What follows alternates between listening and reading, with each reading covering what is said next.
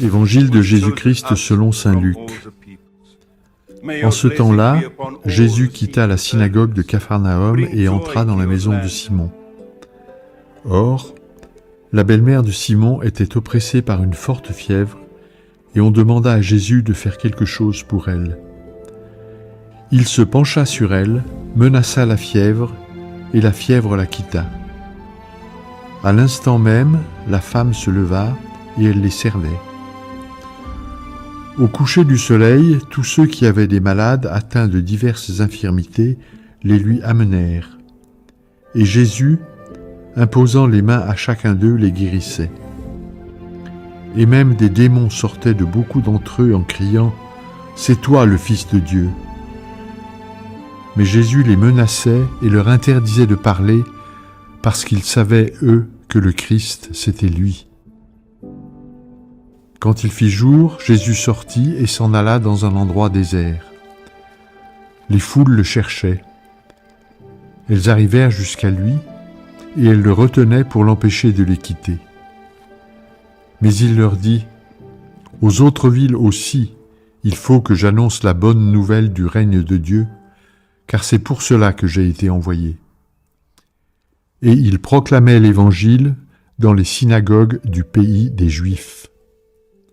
Acclamons la parole de Dieu.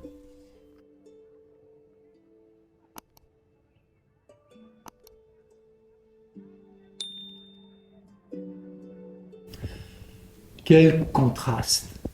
Chez lui, à Nazareth, les siens veulent le mettre dehors, tandis qu'à Capharnaüm, les gens veulent le garder avec eux. Mais Jésus nous avait prévenus, nul n'est prophète dans son pays. L'important, c'est la course de la parole de Dieu au cœur du monde, pour toucher les cœurs et les intelligences. La parole qu'est Jésus en personne, rien ne pourra désormais l'arrêter.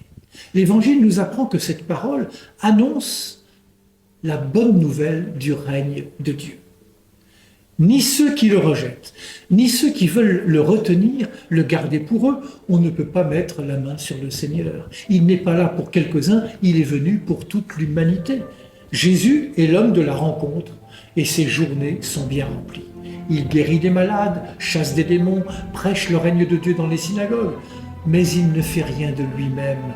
Ce qu'il dit, ce qu'il fait, il le reçoit de son Père, qu'il retrouve quotidiennement dans des endroits déserts, dans le silence de la prière.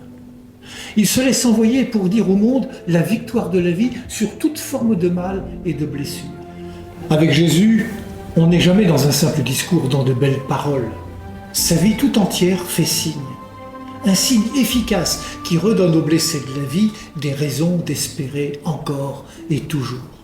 Il va à leur rencontre, il prend le temps d'accueillir celles et ceux qui viennent à lui, ou celles et ceux qu'on lui amène. Il se fait proche d'eux. La voilà son autorité.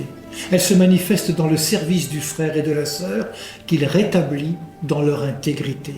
Ses paroles et ses actes nous disent que nous sommes filles et fils du même Père.